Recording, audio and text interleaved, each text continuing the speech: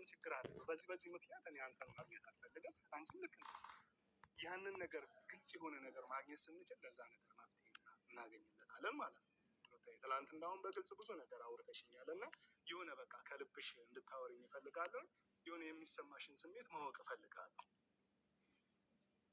እንጃ እንዴት ብዬ ላስረዳህ ብዬ ምን መሰለህ፣ እኔ ብዙ ጊዜ ሞክሬያለሁ ብዙ ነገር ለማድረግ፣ ግን ከዚህ በኋላ ራሴን ማድከም አልፈልግም።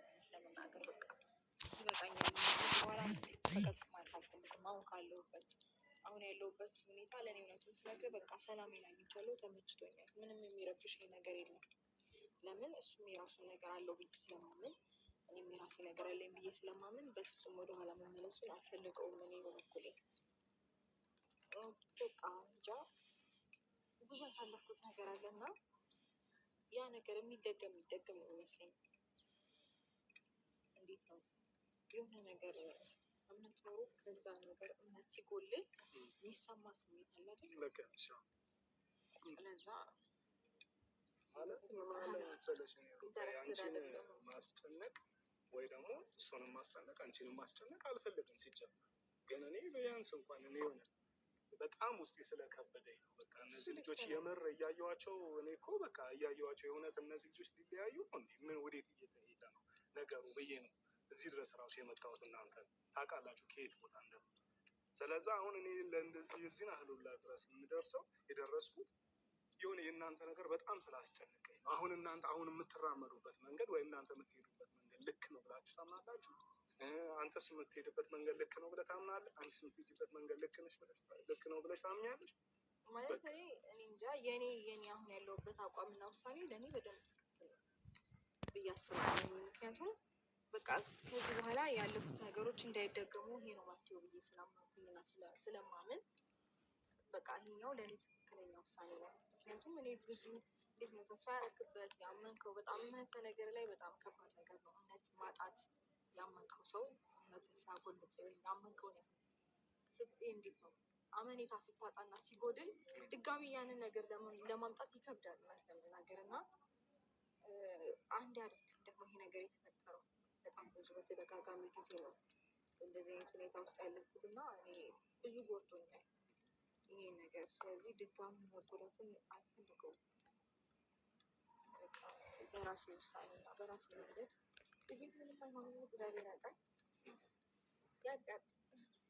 ማደጉማ የት ይቀራል? እሺ ወንድሜ አንተስ ምን እያልክ ነው? እኔ እኮ አስቀድመን እናንተ ሁሉም ነገር አውርተናል፣ ነግሬሃለሁኝ። በዛ ነው ቅድምም ከእሷ ጋር ያለውን ነገር ጨርስ እንጂ እኔ ችግር የለም ምናምን እያልኩ ነበረው እና እኔ እሷንም አስገድጃት ወይንም እናንተም እንድታስገድዷትም አልፈለግም። እውነቱን ስነግርህ ማለት ነው። ለምን ዛሬ አስገድዳችኋት ወይ ለእናንተ ብላ ምናምን ከኔ ጋር እንድትሆን አልፈልግም። ልቧ ምናና አምኖበትና ፈልጋ ሲሆን ነው የትኛውም ነገር እንጂ ተለምናም የሆነ ነገርም ሆና እንዲሆን አልፈልግም። ለምን ነገ መማረር ነው የሚሆነው። ከዚህ ሁሉ ግን በራሷ ፍላጎት የራሷን እቅድ የራሷን ፕላን ነው ማስኬድ ያለባት እሷ ማለት ነው።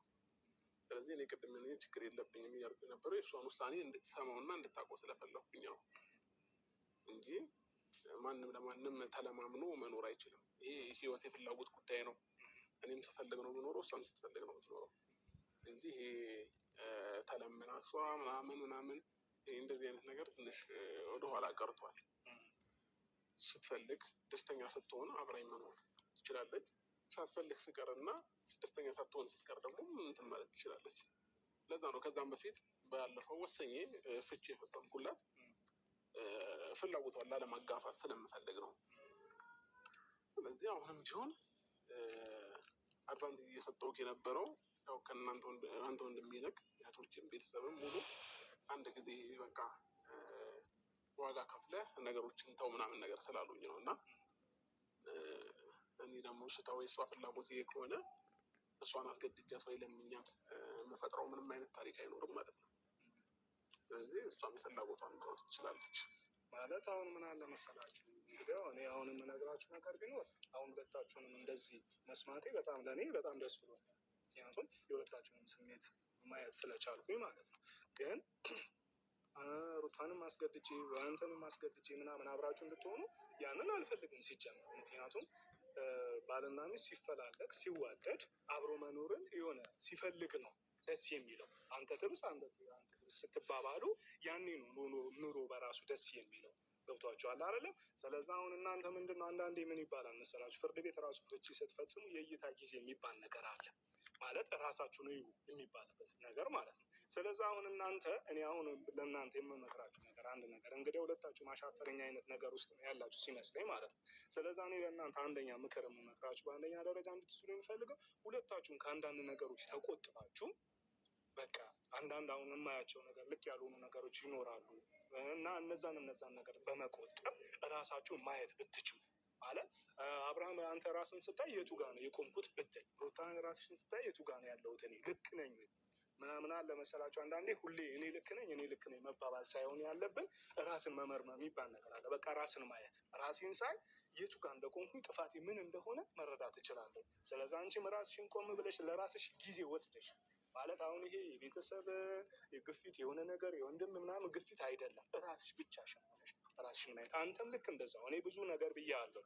በቃ ራስን ቆጥበ ከሁሉ ነገር ራስን ቆጥበ ራስን አድምጥ። ምን ላይ ነው የቆምኩት? እኔ ልክ ነኝ? በቃ የማደርገው ነገር ልክ ነው? የምሰራው ስራ ልክ ነው ወይ በል ብያለሁ ከዚህ በፊትም ዛሬ የምልህ እሱን ነው። ምናልባት አሁን ተመልካቾች ያው የማያውቁት እና ብዙ ነገር ውስጥ ላይ ብዙ እርምጃ ተራምደናል። ፈጣሪ ልጃችሁን ያሳድግላችሁ፣ ልጃችሁን ደግሞ በስነ ስርዓት። ምክንያቱም የአባት ፍቅር ያስፈልገዋል፣ የእናት ፍቅር ያስፈልገዋል። የአባትና የእናት ፍቅር ያላገኘ ልጅ ምን እንደሚሆን እናንተ እንግዲያው ሚዲያ ላይ ነው ያላችሁት፣ ብዙ ነገር ትመለከታላችሁ። ስለዛ የሁለታችሁን ፍቅር ለልጃችሁ ስለሚያስፈልገው ሁለታችሁ በስነ ስርዓት እንደሰለጠነ ሰው እንደተማረ ሰው ሆናችሁ እየተሳሰባችሁ መነቋቆር ሳይኖርባችሁ ሁለታችሁ ሳመጣላት ሳይኖርባችሁ በስነ ስርዓት እየተነጋገራችሁ ልጃችሁን ማሳደግ አለባችሁ። ለጊዜው ይህንን እምላችሁ ማለት አሁን ይሄ እንደዚሁ ተለያይታችሁ ትቆያላችሁ ማለት አይደለም። እኔ መሄድ ያለብኝ ጥግ ድረስ እሄዳለሁ። እኔ ብዙ ከጋሽዬ ጋር ብዙ አውርቻለሁ፣ ብዙ ነገር ከሱ ጋር ተነጋግሬያለሁ እና ብዙ የምንሄድበት ጉዳይ ስላለ ያንን ነገሮች አስተካክለን አብራችሁ እንደምትሆኑ ሙሉ እምነት አለኝ እና ሩታዬ በጣም ደግሜ እልሻለሁ። በጣም ነው የማመሰግነው እዚህ ድረስ ስላደከምኩሽ እና በጣም ደግሞ ወዳችኋለሁ። ግን አብራችሁ ባያችሁ በለጠ በጣም ደስ ይለኛል እና ፈጣሪ ያስተካክላል ብዬ አምናለሁ። በቃ እሺ፣ እንደዛ ከሆነ እኔ ልሂድ። በቃ እሺ፣ እንደዋወላለን ያለው ነገር የበለጠ ደግሞ እናወራለን። መልካም ጊዜ ነው። እሺ፣ አልጠፋም። ደህና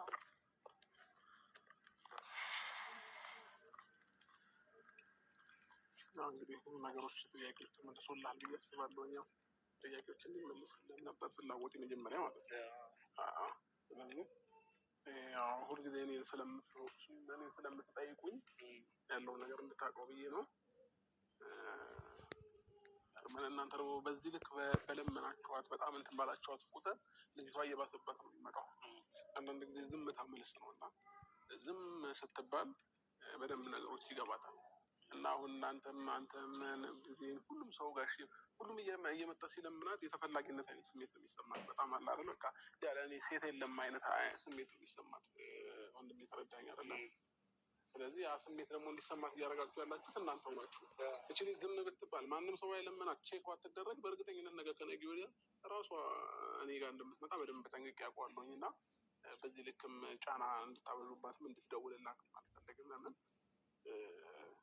አንዳንድ ጊዜ ሰው ልጅ ስትለምነው መሄጃ የሌለ ወይም አማራጭ የሌለ አይነት ነገር አርጉት ይቆጥረዋል። እና ይህን ነው ልልህ የምችለው ማለት ያው ቅድምም እኔ ብያለሁኝ እኮ በሷ ፊትም እኔ ራሳችሁን ያልኩትም ለዚህ ነው። ራሳችሁን ስታዩ በቃ ጥፋተኛ ከሆነች እሷ ይሄ ቦታ ላይ ጥፋት አለብኝ እኔ ብላ ትመለሳለች። አንተም ደግሞ ጥፋት ካለብህ እዚህ ቦታ ላይ ስህተት አለ ማለት ነው፣ እዚህ ቦታ ላይ አጥፍቻለሁ ማለት ነው ብላችሁ የሆነ ትግባባላችሁ ማለት ነው። ለዛም ነው ራሳችሁን አዩ ያልኳችሁ። እኔ አሁን በጣም በቃ ውስጤ በጣም ስለተጨነኩ ነው የዚህን ያህል ደረጃ የሄድኩት። አንተንም በጣም አመሰግናለሁ። እንዲመለስልህ ነበር ፍላጎት፣ ጥያቄ እንዲመለስልህ ነበር የኔ ፍላጎት። አሁን አላድክምህም፣ ምሳ ልጋብዝህ፣ ከዛ ትሄዳለህ። አንደኛን ምሳ ብላና በቃ እሺ